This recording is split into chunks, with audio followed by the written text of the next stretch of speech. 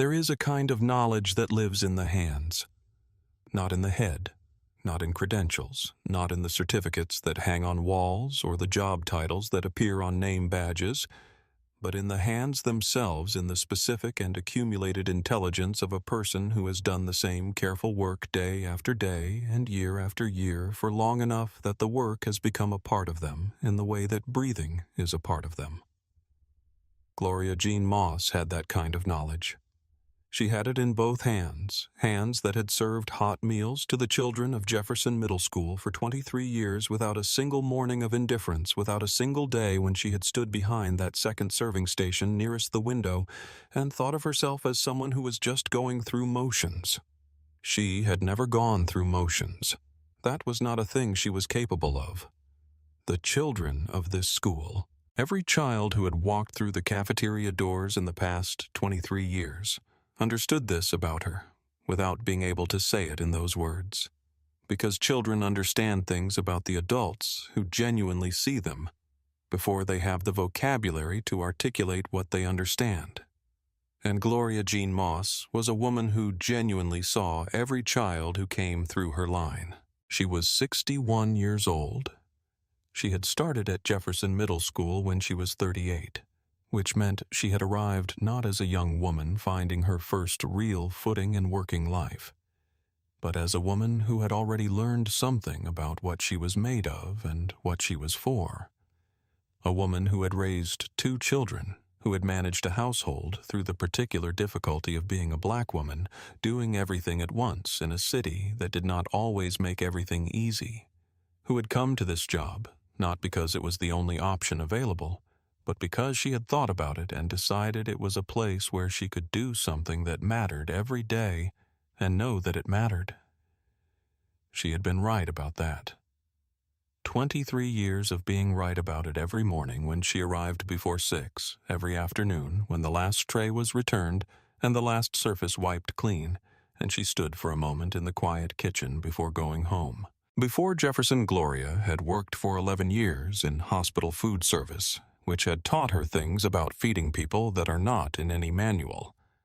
That the temperature of a meal matters to a person who is frightened, that the way food is placed on a tray communicates something to someone who is alone in a room and has no other indicator of whether they are being thought about or processed, that the person who brings the meal is often the only person in an institution who looks directly at a patient as a human being rather than as a case number.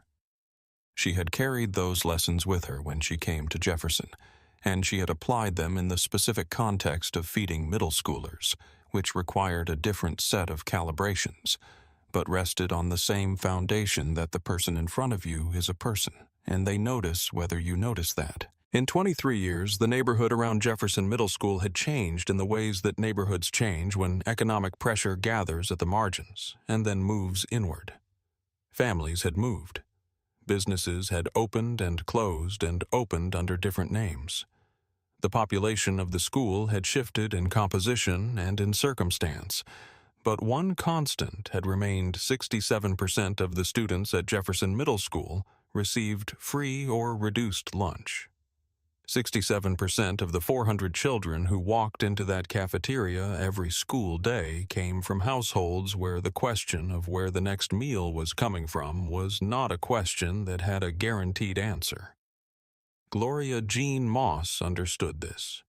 She had understood it on her first day, and she understood it more deeply and specifically with every year that followed, because she knew these children by name. She knew their particular circumstances, the way someone knows the weather in a place they have lived for a long time, not from a report, but from direct and daily experience.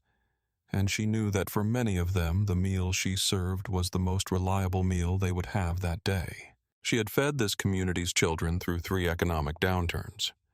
She had been standing at that second station when the first recession came and the free and reduced lunch numbers climbed, and she had watched parents arrive at the school office with expressions of carefully managed embarrassment filling out the forms, and she had made sure that their children's trays were no different from any other child's tray, filled the same way, served with the same attention, because she had a specific and strong opinion about the dignity of children and what they were owed regardless of what their parents' tax returns looked like.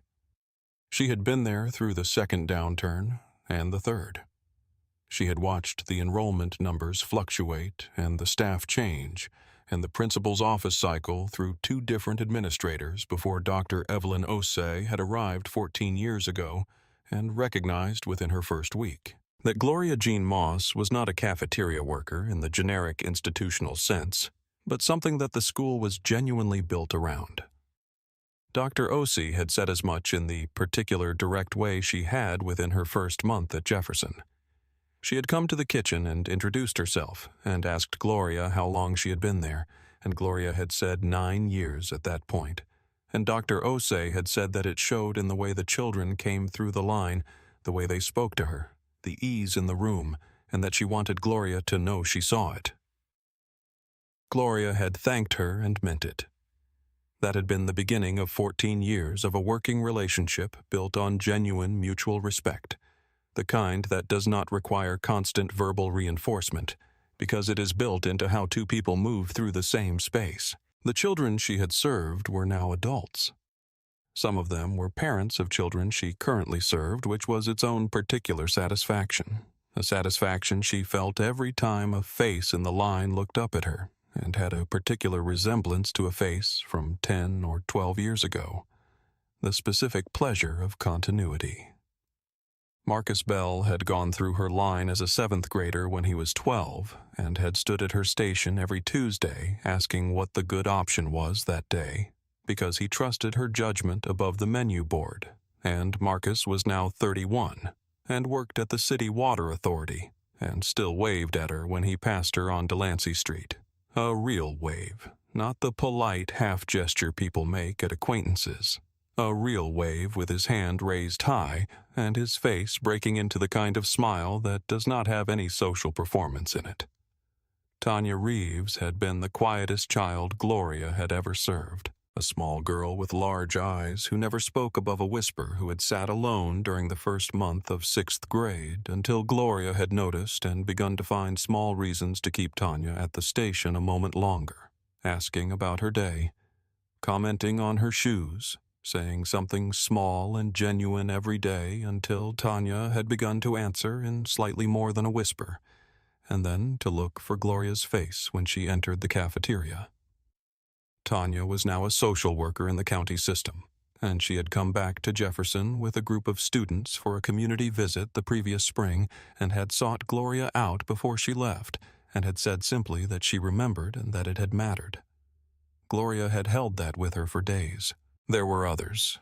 Deshaun Carter, who had been a difficult 6th grader, resistant to almost everything the school tried to offer him, who had come through Gloria's line for 2 years, with his chin tucked and his eyes down, and who Gloria had spoken to every single day in the specific, unremarkable way of someone who has decided that a child's guardedness is not a reason to stop extending warmth, but is a reason to extend it more consistently, and who had eventually, by the middle of his 7th grade year, begun to look up.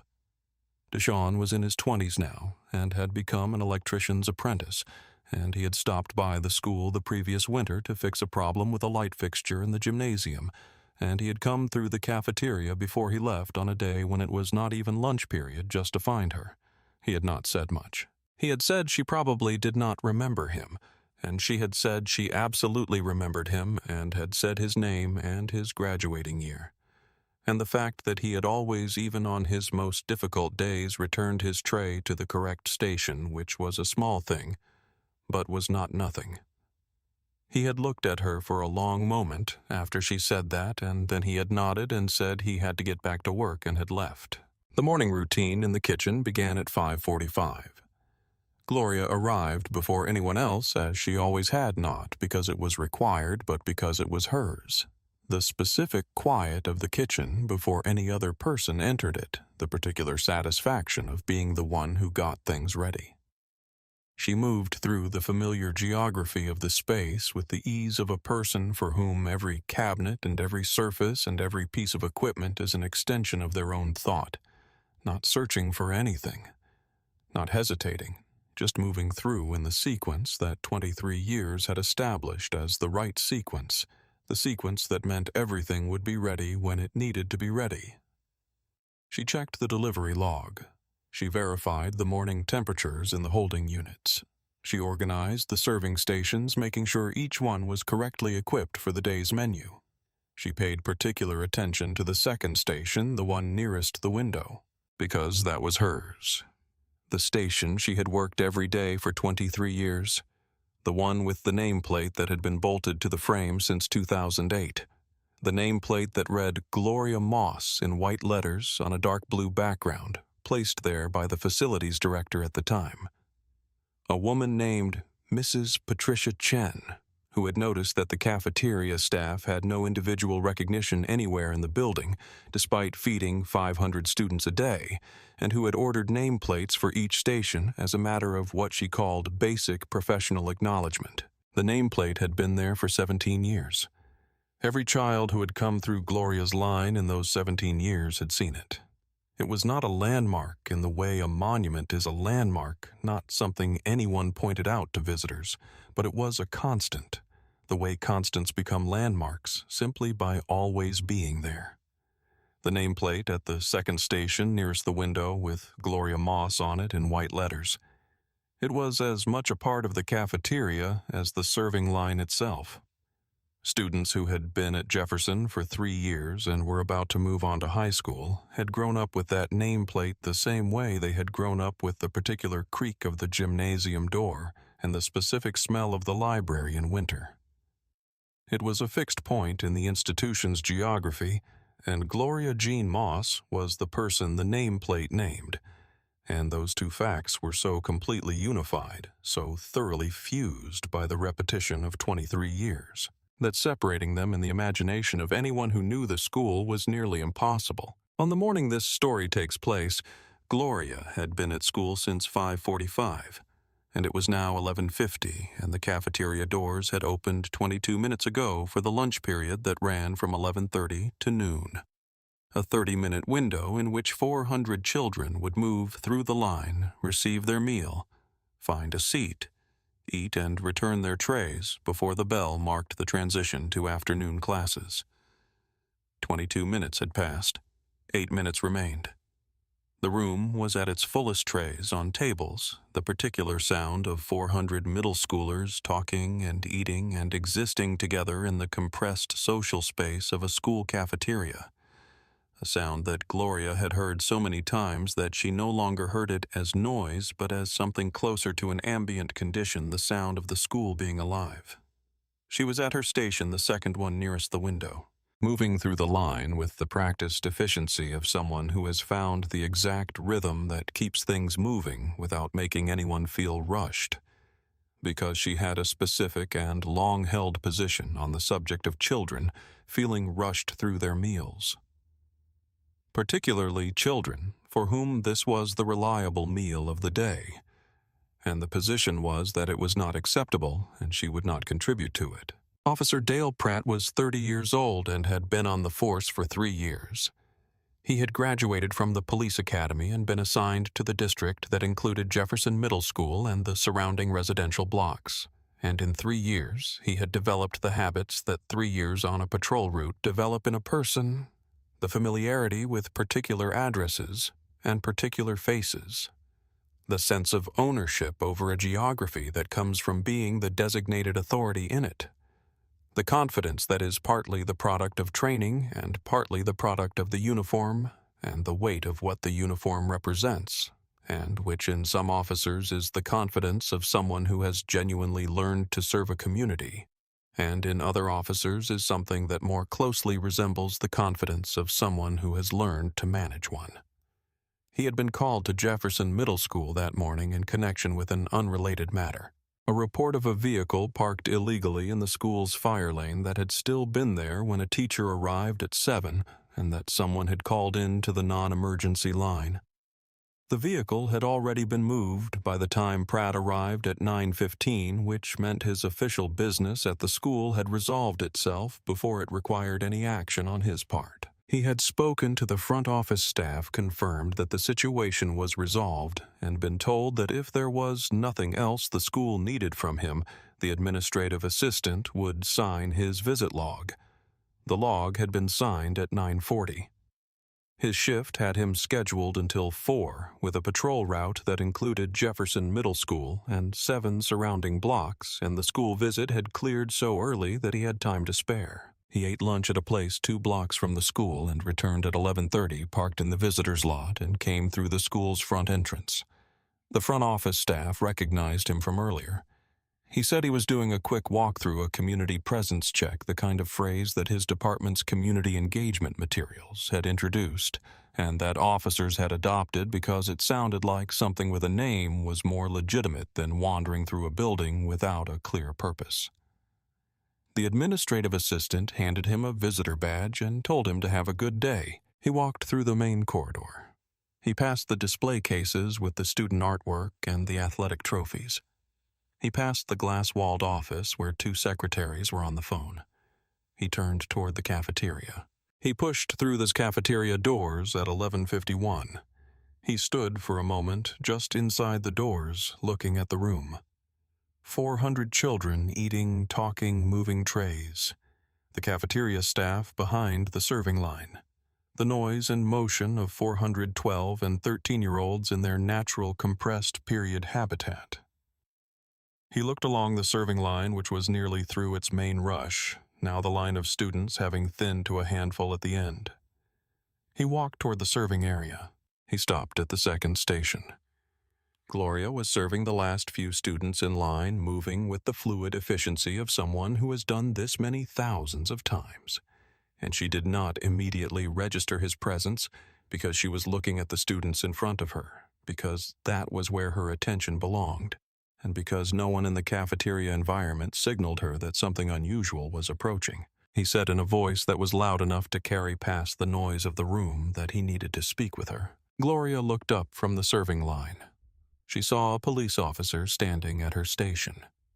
She noted his age, young, she thought young enough to be one of the children she had served, though she would not have put him in middle school, perhaps 10 or 12 years past middle school. She noted his expression, which was the particular expression of someone who has decided in advance that a situation requires management and has arrived with that decision already made. She noted the specific position he had taken, which was between her and the nameplate on her station, not deliberately perhaps, but there. His body blocking the nameplate from the view of anyone standing in the room behind him. She looked at him and she said good afternoon, and asked if there was something she could help him with. He said he needed to know what she was doing in the serving area. Gloria held the serving spoon she was holding. She looked at him with the steady attention of a woman who has navigated many varieties of difficult moment in 61 years, and who has learned that the first and most important step in navigating a difficult moment is not to show the other person where your equilibrium is located, because people who want to destabilize you need to know where your equilibrium is in order to target it. She said she was serving lunch. She had been serving lunch at this station for 23 years. He said he was going to need to verify that. He said she needed to produce her work identification. The students who were still in line had stopped moving. This was not a deliberate choice on anyone's part. It was the thing that happens when a conversation adjacent to a moving line introduces something unexpected, and the line responds the way water responds to an obstacle simply stopping because the forward direction is no longer clear. The students who had stopped were close enough to hear. Some of them recognized Gloria the way you recognize a person who has been a constant in your daily life for as long as you can remember, which, for a 7th grader whose older siblings had also gone to Jefferson, could mean as long as 6 or 7 years, which is most of your conscious life. They were watching. Gloria set down the serving spoon on the correct resting surface, the one she always used, the one positioned so the spoon did not touch the serving counter and did not drop on the floor. She was careful about this even now, even in this moment, because she was the kind of person who does her work correctly, regardless of surrounding conditions. She said she would be happy to show him her badge, and that her badge was on the apron she was wearing, which was the standard cafeteria staff apron, with the Jefferson Middle School logo on it, and her ID badge clipped to the upper left pocket the way all cafeteria staff wore their badges, the way she had worn her badge every day for 23 years. She touched the badge and turned it toward him. He leaned forward and looked at it briefly, and then said that was not the kind of identification he was asking for. He said he needed to see proof of authorized access to the food service area, something from the school administration. Gloria looked at him. She looked at the badge on her apron, which had her photograph and her name and her employee ID number, and the Jefferson Middle School insignia, which was the standard identification issued by the school district to all classified staff. She looked back at him. She said that the badge she was wearing was the identification issued to her by the school district, and that it indicated her authorized employment. She said she had worn this badge every day for 23 years. He said that was fine, but he still needed verification from someone in administration. He said it in the tone of someone who has decided that the person in front of them is being evasive, despite the fact that the person in front of him had produced exactly the identification they were required to carry, had explained it clearly, and had offered further patience in a situation that did not call for any patience at all. Gloria said she understood and asked if he would like her to call the front office. She said this in the way she said most things, which was clearly and without complaint. But she noted as she said it that calling the front office would require leaving her station, and that there were still students in line and 8 minutes remaining in the lunch period. He said she did not need to call anyone, that he would handle that himself. He took out his radio. He spoke briefly into it, requesting that a school administrator come to the cafeteria. The radio crackled and a voice confirmed. Then he looked at the nameplate on the station behind Gloria. The one that said Gloria Moss in white letters on a dark blue background. The one that had been bolted to the frame of the station since 2008. He looked at it for a moment, and then he said that the nameplate on the station was not official verification. It was just a sign, and that anyone could have their name on a sign. The students who had stopped in line were now exchanging looks.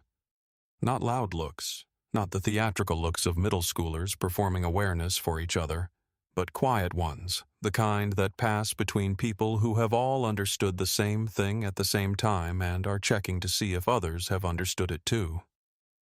At one of the tables nearest the serving line, a girl named Deja Williams was watching.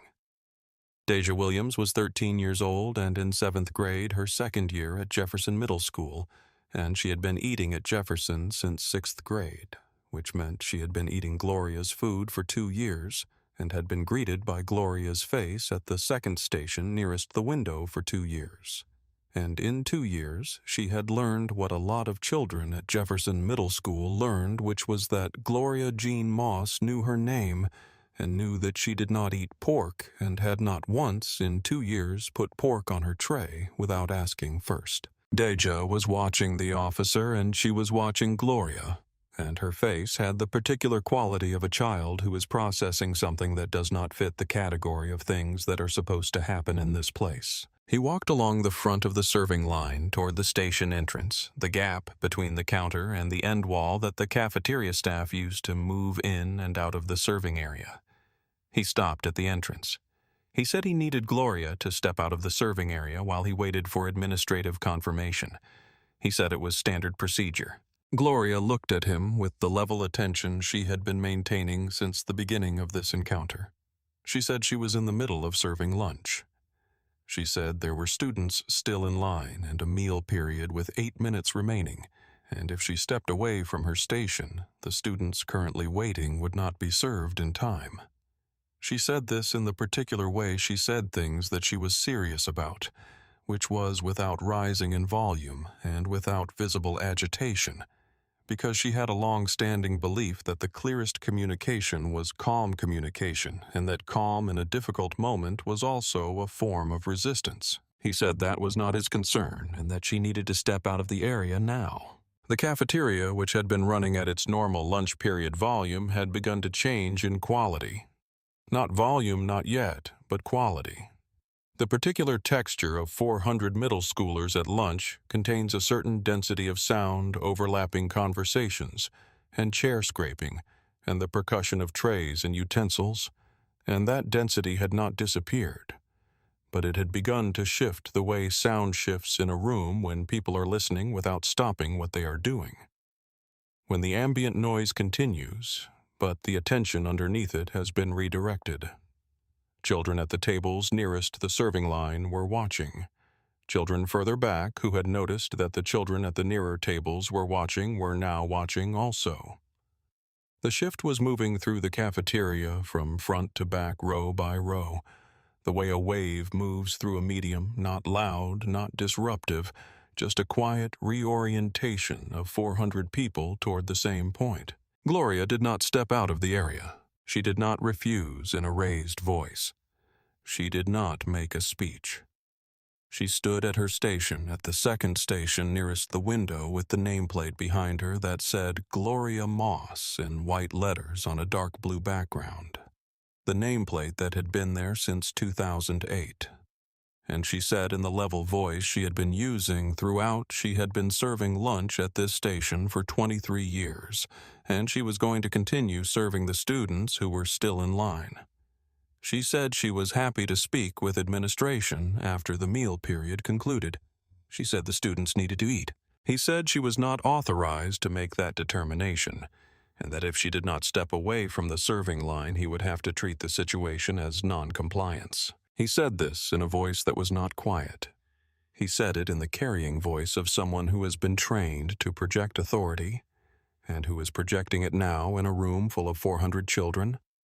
400 children who are now collectively and without coordination doing something that cafeteria rooms in schools are not typically structured to notice, which is paying attention, not performing attention, not the theatrical alertness that middle schoolers deploy when they want to signal awareness to each other, but actual attention, the quiet, directed kind.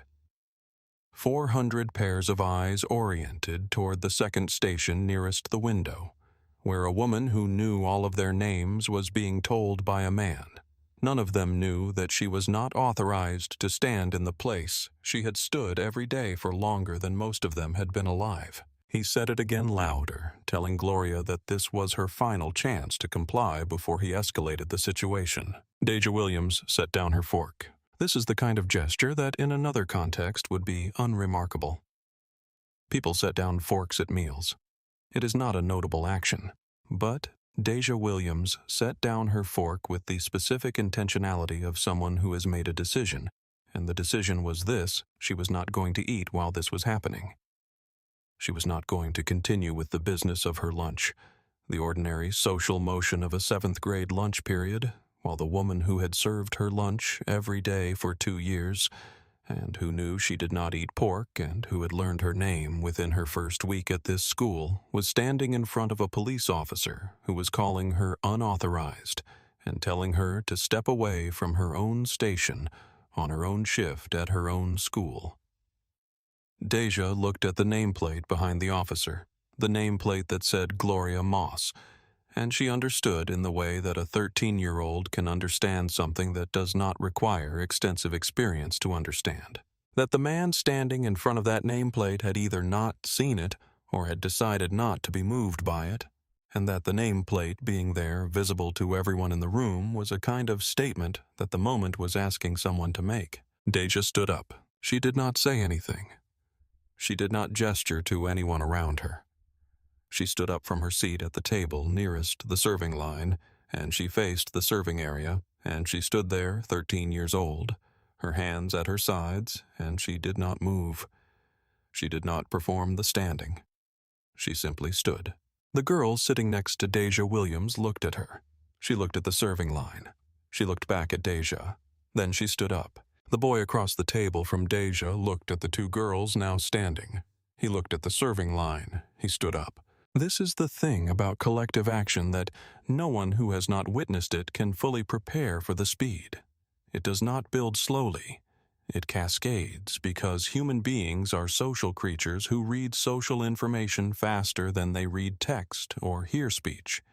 And the information being transmitted in the cafeteria of Jefferson Middle School at 11:54 on the day this story took place was clear and immediate. It was the information of people standing up and the response to that information in the bodies of 400 children who all knew Gloria Jean Moss, who had all been fed by her hands, who had all been seen by her eyes, was not deliberation. It was response. It was the immediate bodily response of people who love something and are watching it be disrespected and who do not have a speech to give or a petition to sign or an administrator to appeal to, but who have right now at this moment the ability to stand. The row behind Deja's table stood. Not in sequence, not one at a time, but in the scattered simultaneous way that people move when the impulse comes from a feeling rather than an instruction. Then the next row, then the tables along the side wall, then the tables at the back, the students who could not yet fully see what was happening at the serving line, but who could see that the entire front section of the cafeteria was standing, and who stood because the standing meant something, and they could feel what it meant, even without seeing the specific reason for it.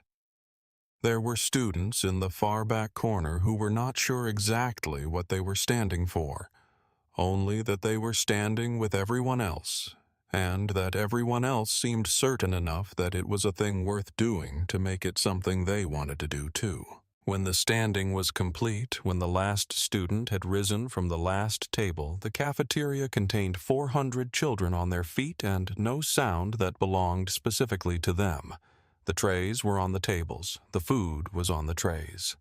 7 minutes of lunch period remained. Officer Dale Pratt had been looking at Gloria when it started. He had been in the middle of a sentence about non-compliance when the noise of the room changed the quality of it, and he turned and saw the cafeteria. He saw the students standing. He saw the trays still on the tables, the food on the trays uneaten, the meal period counting down, and the students standing without speaking, without moving, just standing facing the serving line, facing Gloria Jean Moss at the second station nearest the window. The cafeteria was not fully silent in the acoustic sense. There was still the ambient sound of a large enclosed space, the low resonance of ventilation systems, the faint distant sound of the corridor outside, the hum of the fluorescent lighting above the serving area. But the lunch period noise was gone. The overlapping conversations and chair percussion and the social density of 400 middle schoolers at their midday meal. All of that was gone, replaced by the quiet of 400 people standing and not speaking and looking in one direction. Gloria Jean Moss looked at the students. She looked at them with the expression she later described as the one she had been trying to maintain throughout the entire encounter, steady and without performance, just present. But the expression changed slightly when she saw them all standing, changed in the particular way that an expression changes when something you did not expect reminds you of something you forgot you believed. She said later that she had not asked them to stand, had not signaled anything, had not looked for solidarity or expected. It had simply been doing what she always did, which was standing at her station and doing her job. And that when she looked out and saw 400 children standing in the cafeteria without being told to stand, without adult instruction, without anything to follow except their own understanding of what was happening in front of them, she felt something that she could not name quickly, and did not try to name quickly because some things need time before you put a word on them. She stood at her station and she did not look away from them. Officer Pratt looked at the students. He looked at the standing rows, the uneaten food, the complete stillness of 400 children who had organized themselves into a collective response without anyone organizing them. He was a young man, 30 years old, 3 years on the force, and he had been trained for a number of things and briefed on a number of scenarios and had been through enough situations to have developed a set of defaults that he reached for when situations felt uncertain. None of those defaults had a protocol for this. He had been trained to handle crowds, to manage disturbances, to de-escalate conflict, to respond to emergencies. He had not been trained for the particular and specific situation of 400 middle schoolers standing in a cafeteria in complete silence because they had decided as a unit without instruction to respond to something they had witnessed with their bodies and their quiet. He made his worst decision of the day. He turned to face the room, the standing students, and he said in the carrying, projected voice he had been using throughout the encounter, "Everyone needs to sit down." He said this was not the time for demonstrations and they needed to return to their seats. He said it with the authority of someone who is accustomed to being listened to when he speaks in that voice and that tone with that particular projection. Not a single student sat down, not one. Not the students near the front who could see his face and read his expression and who were close enough to have heard everything he had said to Gloria from the beginning. Not the students at the back who could barely see him over the heads of the students between them, and who understood only that they were part of something collective, and that staying standing was the most important thing they were going to do that day. Not the quiet students who generally avoided confrontation, and the louder ones who did not. Not the sixth graders who had been at Jefferson for 3 months and who barely knew the school yet. Not the eighth graders who had been there for 3 years and who knew it deeply. Not Deja Williams, who had been the first to stand and who would be asked about this moment many times in the years that followed, and who would always say, when asked, that it was the easiest decision she had ever made. None of them sat down. They stood, and the standing was more complete in the moment after his instruction to sit than it had been in the moment before it. Because if some students had been in the process of deciding whether to stand the instruction to sit down, resolved the decision not in the direction he had intended, but in the only direction it could go, when a room full of people who have made a collective decision are told by an outsider to reverse it. The silence held. The nameplate was still there directly behind where Pratt was standing Gloria Moss in white letters on a dark blue background, and Gloria was still at her station, and the students who were still in the abbreviated remnant of the serving line had not moved. Either they were standing in line holding their trays and not moving forward because the person at the station was not serving, and the person at the station was not serving because a man was standing at her station telling her she was not authorized to be there. Pratt looked at the students. He looked at Gloria. He looked at the nameplate. He looked at the students again. He had no next move that was better than the move he had already made, because the move he had already made had produced this. He looked at her again. He said he was giving her a direct instruction to step away from the serving area. She said she was waiting for administration. She said she had asked for administration to be contacted. She said the students needed to eat. She said the students needed to eat in a voice that was not loud, but that carried into the silence of the room the way voices carry in silence. And the students who heard it, the students close enough to hear it, heard the specific quality in it that was not weakness and was not defiance, but was something older than either of those, the quality of a person who knows exactly what they are doing and why they are doing it and is not asking anyone's permission to keep doing it. The cafeteria doors opened. Dr. Evelyn Osei walked in. She was 54 years old, and she had been the principal of Jefferson Middle School for 14 years. Which meant she had walked through those cafeteria doors on roughly 2,700 school days and knew the specific sound and feel of a normal lunch period. The way a person knows any room they have spent years in, knew it in her body before her eyes had finished registering the scene. She had been alerted by the radio call Pratt had made, which had been overheard by the front office staff who had connected with her immediately. She had been on the phone with the district administrator when the message came through, and she had concluded that call in under 30 seconds and walked directly to the cafeteria. She knew in the first 2 seconds of pushing through those doors that what she was walking into was not a normal lunch period because the sound was wrong. The quality of silence in a full cafeteria is one of the most distinctive sounds in an institutional building, and it is the sound that Dr. Osei associated in the filing system of her professional experience with the category of situations that required her full and immediate attention. She registered the student standing. She registered the officer at the serving line. She registered Gloria at the second station. She registered the uneaten food on the trays and the trays on the tables, and the 7 minutes now remaining in the meal period. She looked at the nameplate on the second station, Gloria Moss, in white letters on a dark blue background, and she looked at the officer standing in front of it, positioned between the nameplate and the room. She took all of this in over a span of seconds, and she did not stop walking. She did not pause to speak with anyone on the way across the cafeteria. She did not stop at the edge of the serving area to assess from a distance. She walked directly to the serving line, and she walked along it to the second station, the one nearest the window, and she stepped behind the counter, and she stood next to Gloria Jean Moss. She stood next to her. Not in front of her, not between Gloria and the officer, though the geometry of the moment meant she was somewhat between them, but beside her at the second station in the serving area that the officer had been insisting was not authorized for Gloria's presence.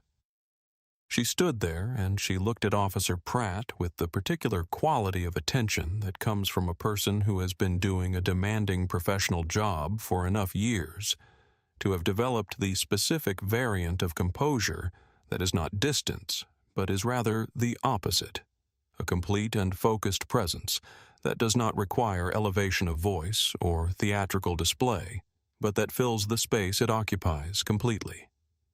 She had developed this quality over 14 years of running a school, 14 years of being the person in the room who had to hold the situation steady, regardless of what was happening in it.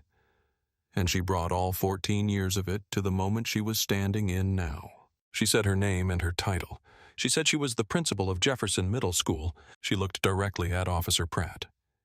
She said, "This is Gloria Jean Moss. She has worked at Jefferson Middle School for 23 years. She serves lunch from this station every day. Every student in this room has been fed by her. Her nameplate has been on this station since 2008. She paused, and the pause was not theatrical.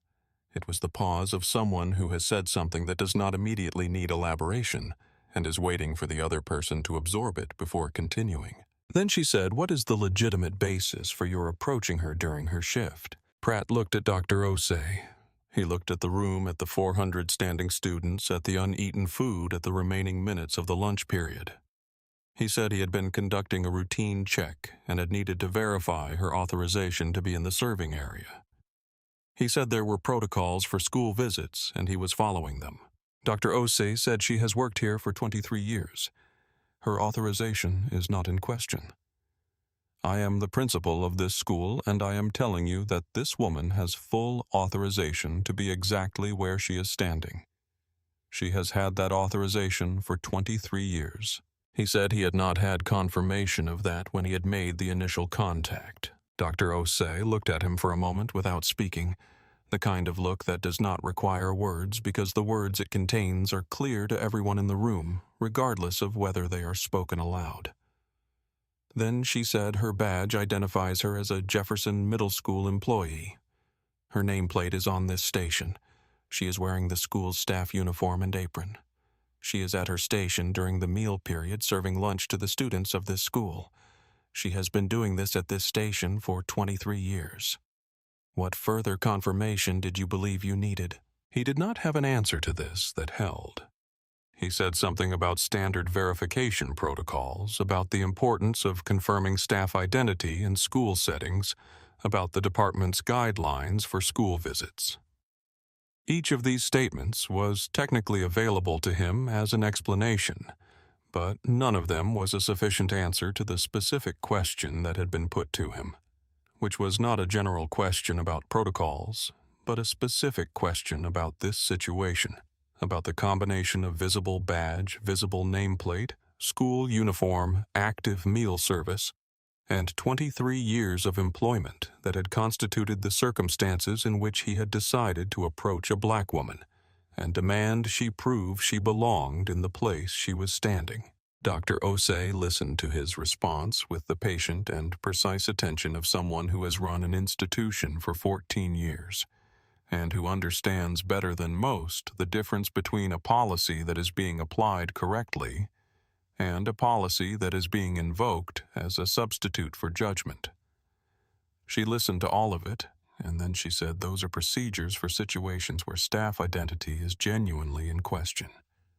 This was not that situation. This was a woman at her station on her shift with her name on a nameplate that has been on this station for 17 years. Pratt did not respond to this. The room was still. The 400 students were still standing. The food was still on the trays. The meal period was counting down. Dr. Osei turned to Gloria. She said, "Gloria, please continue your shift." Gloria Jean Moss picked up the serving spoon from the resting surface where she had placed it with her usual care. She looked at the students still standing in line with their trays. She looked at the students at the tables, all 400 of them, all still standing, all still facing her. She looked at each section of the room in turn, the front tables where Deja Williams was standing, the middle tables, the back. Then she said in the voice that every child in this room knew, the voice that was warm and clear and direct, and that never talked down and never talked past, "You can eat now." She said it the way she said everything, without drama, without performance, with the specific and unhurried confidence of someone who has been doing this long enough that even extraordinary moments do not take them out of their own character. The students sat down, not all at once, not with any orchestration, but in the natural way that standing students sit when the reason for standing has been addressed, a gradual and collective settling, like a tide returning. They sat, and they picked up their forks, and they ate, and the cafeteria filled with the sound of 400 children eating, which is one of the most particular, and in its own way, one of the most complete sounds in a school building. The sound of young people being fed. Gloria served the remaining students in line. She did it with the same efficiency and the same care she had brought to every student that morning, every student that week, every student that year, every student in 23 years, because it was not possible for Gloria Jean Moss to do the work any other way. She knew the name of every student in the remaining line. She knew which one had a tree nut allergy and which one had been out sick last week and was probably still not feeling completely well and needed the gentler option. She served each of them with the knowledge that she had accumulated over 23 years of paying attention, and she did it in the 7 minutes that remained of the meal period, because 7 minutes was enough time when you knew what you were doing and you had been doing it for 23 years. The meal period ended. The bell rang. The students returned their trays and filed out of the cafeteria in the organized movement that the school's transition protocols required, and most of them, most of the 400 who had stood in silence, looked at Gloria's station as they passed. Not all of them met her eyes. Some of them were 12 and 13 years old and were not yet comfortable with the particular emotional directness of holding someone's gaze in a charged moment. But they looked at the station, at the nameplate, at the woman behind it, and the looking was the same kind of looking in all of them, the look of someone who wants the person they stood for to know they stood for them. Gloria saw every one of those looks.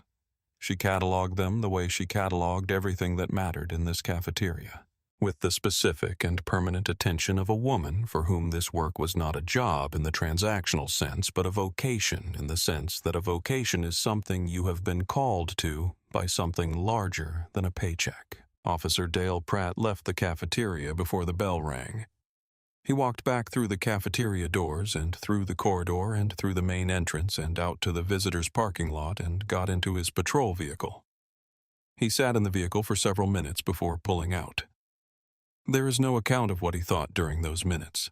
What happened in the subsequent days was the consequence of what had happened in those 30 minutes in the cafeteria, consequence moving in the way that consequences move when a situation has been witnessed by 400 people and overseen by a school principal who knows how to write a formal account of events. Dr. Osei filed a formal complaint with the police department on behalf of the school and on behalf of Gloria Jean Moss within 24 hours of the incident. The complaint was detailed and specific, containing the timeline of events as Dr. Osei had observed them and as had been corroborated by the cafeteria staff who were present, the sequence of demands Pratt had made, the grounds he had cited, the absence of any legitimate basis for approaching a uniformed school employee at her workstation during a meal service, and demanding she produce verification beyond what she was already clearly displaying. The complaint also noted, with the precision of someone who had been running an institution for 14 years and who understood exactly how documentation functions in a review process, that the encounter had taken place in front of 400 students, that it had disrupted the meal service of a student population in which 67% received free or reduced lunch, that the disruption had consumed the final 7 minutes of a 30-minute meal period, during which children had not been able to eat, and that the students without adult instruction had made a collective determination to stand in solidarity with the employee being questioned. The complaint noted that this collective response was itself evidence of the nature of the encounter, because 400 children do not stand in silence in a cafeteria unless they have understood clearly what they are standing against. The school district's equity office opened a review. The complaint was reviewed by the department's internal affairs unit. The review examined Pratt's conduct, the basis for his initial approach. The escalation to demanding that Gloria produce verification beyond her clearly visible employee badge, the dismissal of the nameplate as a valid indicator of identity and assignment, and the instruction to step away from her workstation during an active meal service. The review found that the basis for approaching Gloria had not been documented and was not apparent from the circumstances of a uniformed cafeteria employee serving lunch from her assigned station, that the demands made had exceeded what the community engagement protocol authorized, and that the instruction to step away from the serving area had no legitimate basis and had constituted an unwarranted disruption to school operations and to a classified employee's lawful performance of her duties. Officer Dale Pratt received a formal reprimand. He was placed on a 30-day administrative assignment away from school patrol routes during the period of the review. The reprimand was placed in his personnel file. The police department issued a statement acknowledging that the encounter had not been handled correctly and that the officer's approach had not met the standards of the department's community engagement guidelines. The statement expressed regret for the disruption to Jefferson Middle School's cafeteria operations and to the employee whose shift had been interfered with. It was the kind of statement that acknowledged without fully explaining, but it was documented, and documentation in these matters has a weight of its own. Gloria Jean Moss returned to her station the following morning. She arrived before anyone else, as she always had, and she moved through the kitchen in the sequence that 23 years had established as the right sequence. And she prepared the station, and she set up the serving line, and she was at the second station nearest the window when the cafeteria doors opened for lunch. The nameplate was there, Gloria Moss in white letters on a dark blue background, bolted to the station frame, the same way it had been bolted there since 2008. She stood at her station, and she served. The students who came through her line that day did not behave differently than they had on any other day, at least not in any obvious way. But several of them, when they reached her station, said good afternoon with a particular quality of directness, the kind that is not casual and is not performed, but is the acknowledgement of someone who wants you to know they see you. Gloria acknowledged each one in kind. She served for 2 more years before she retired. In those 2 years, she was asked about that day occasionally by parents who had heard by reporters who wanted the story, by a city council member who was preparing remarks on community policing and who thought the story belonged in them. She spoke about it when asked, and she always described it the same way, without embellishment and without bitterness, because bitterness was not something Gloria Jean Moss kept on the premises. She described what had happened and what the students had done, and what Dr. Osei had done, and when people asked how she had felt in the moment standing there while a young man told her she was unauthorized to be in the place where she had served 23 years of meals, she said she had felt certain. Not angry, not frightened, not shaken. Certain.